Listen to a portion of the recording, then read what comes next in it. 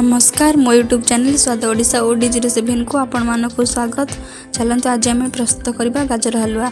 से किसी गाजर को भल भाव धोई मु चांची धोई नहीं एवं से सबको गोटे ग्रेटर साहाय्य आम एमती ग्रेड करनबा।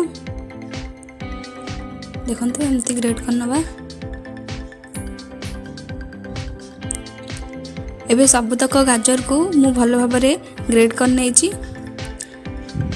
देखिपे मैं सबुतक गाजर को ग्रेड कर नहीं। चलते आम प्रस्तुत आरंभ करवा। से गैस उपर गोटे कढ़ाई बसाई कढ़ाई हल्का गरम होगा पर से आम ए गोटे चामच घी दे नवा।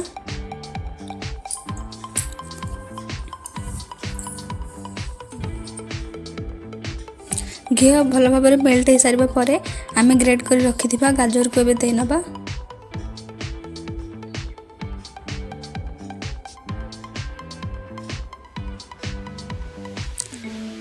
गाजर को दे सारा पर आम भल भाव एपट सेपट करी गाजर को कलर चेंज हवा पर्यंत भाजी नवा।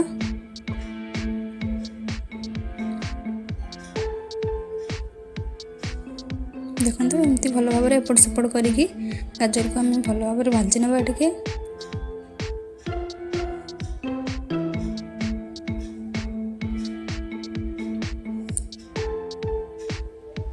देखते एबे हमर गाजर भाजी हो गलानी और तार कलर मध्य चेंज हो आसलानी।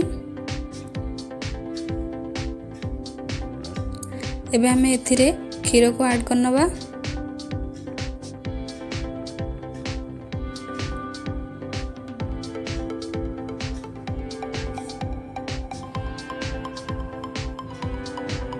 क्षीर को ऐड कर सारा पर भल भाव टिके एपट सेपट गोलई नबा।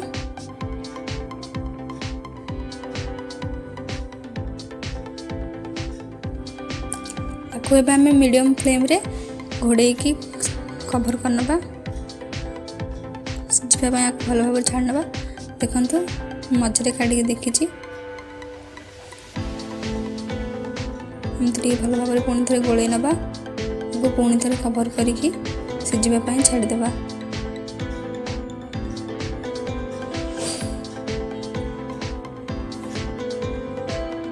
देखो आमर सब क्षीर गाजर भल भाव सोक कर नहीं। आमर गाजर भी भल भाव सीझी सारा एपट सेपट भल भाव टे गोलई नवा। एबे आम ए स्वाद अनुसार चीनी को ऐड करनबा। आपन को जति मिठा से ऐड करेंगे। चीनी को ऐड कर सारा पर मुझे 2 चम्मच मिल्क पाउडर को ऐड करची।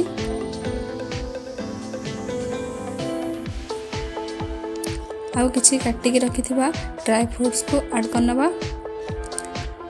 एबे सब को आम भल भाव गोलई नबा। जमती हलवा सहित भल भाव मिसी पार।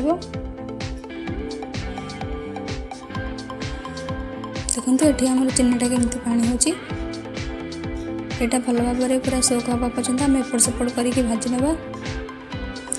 आउ एथिरे एबे मु 2टी गुजराती को ऐड करूची। देखंतु सब चीनी पानी बाहर बंद हो गलानी। एबे हमर गाजर हलवा प्रस्तुत हो जाइछि। वीडियोटी भल लगी मो चैनल को सब्सक्राइब करने को भूलिबे नहीं। वीडियोटी को लाइक शेयर कमेंट मध्य करेंगे। एपरी भाव में थरे निश्चय घरे ट्राए करंतु। देखंतु वीडियोटी हमको प्रस्तुत हो जाइछि।